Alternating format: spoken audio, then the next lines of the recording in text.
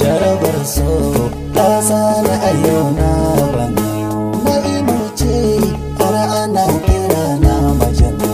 Wani wace ce mallake na rayuwata, ita ce waza ya sani tunani dare da rana, ita ce waza ne wa kalamai na so da kauna, ita ce masoyiya ta ke ce jinin jikina tabbas.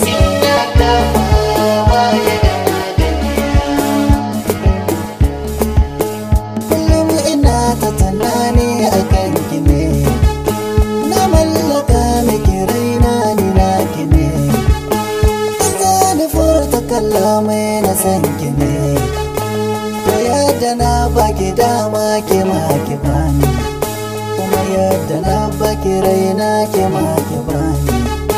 Da na so azabar shi ba da misalto.